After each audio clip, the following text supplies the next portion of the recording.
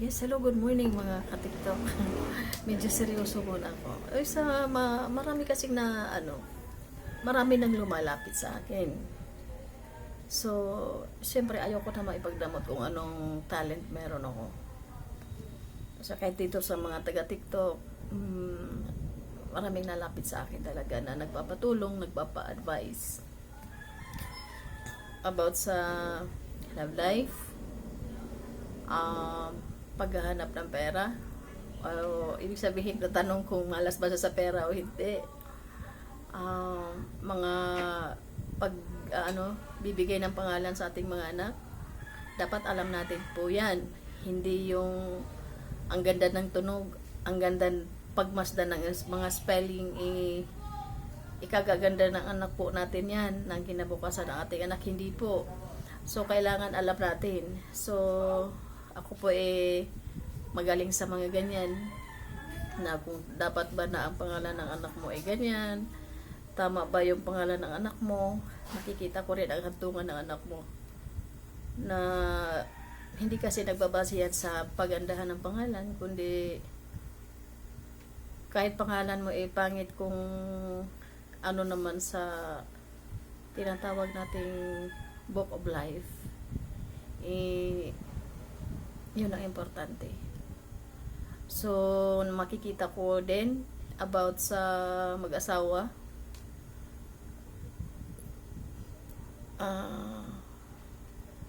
yung compatibility, ano pa ba, ang sa akin lang requirements ko lang is pumunta, contact nyo ako sa FB,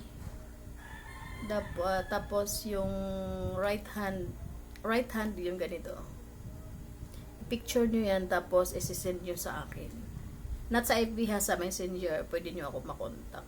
Sa mga willing na ako naman po willing na tumulong kung ano ang dapat gawin.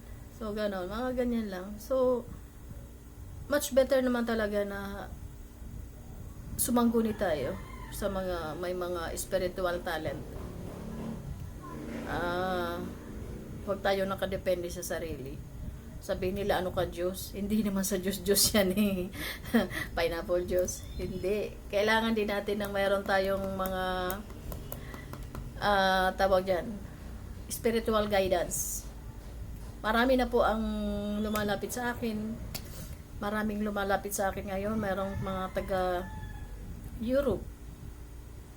Mayroong mga taga Dubai. So, hindi naman po masama na tayo ay sumangguni or manghingi ng guidance. O doon nakikita niyo ako na masyado, ako yung tawag doon, yung funny, what I mean is joker, something like that. Pero in real life, is nasa spiritual po ako. Hindi po ako manggagamot ha. Hindi ako manggagamot. At saka, yung lang, yung willing lang na malaman yung hindi naman future, hindi naman ako God. Baga lang, at least may kayo, may hint. Kasi kailangan din natin yan. At saka mga advices. So, mapapatunayan yan dito sa kung tama ba ang sinasabi ko spiritually. So, sa mga ganyan, willing naman po akong tumulong. Kung willing kayo. Basta ang lang, sa mga naniniwala po. Kung hindi ka naman naniniwala, huwag mo ipilit. Isa para lang to sa mga naniniwala. Yung naniniwala ka, di go ahead. Contact me. Message me para mag-usap tayo. Para maano mo din na, syempre, niyan ko yung yung talent ko, di ba?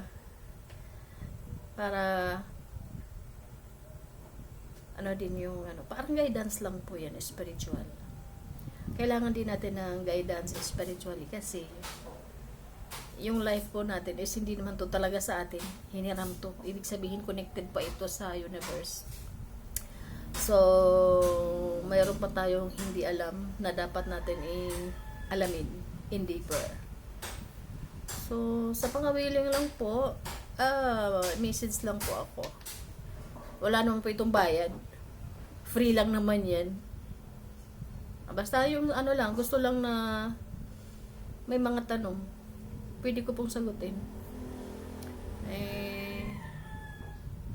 Para makatulong din ako kung ano ang dapat mong gawin sa bahay mo, kung mali ba ang posisyon yan, at least naman makapag-advise ako bakit naghihirap ka ngayon, bakit hirap na hirap ka, kahit bakit ang hirap ng daloy ng pera papasok, or bakit marami tayong pag-uusapan. Kung makokontak niyo po ako sa Messenger, yun lang po. Kailangan din natin ng mga nakakausap na mga nasa spiritual po.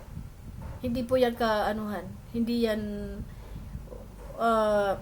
yung mga bitter, iisipin talaga yan. Hindi po, wala pong issue dito na money. Ano lang po, gusto ko lang tumulong, mag-guide, bigay lang ng guide. Ang ayaw, di wag. Ang gusto, welcome. Yan, good morning po sa lahat.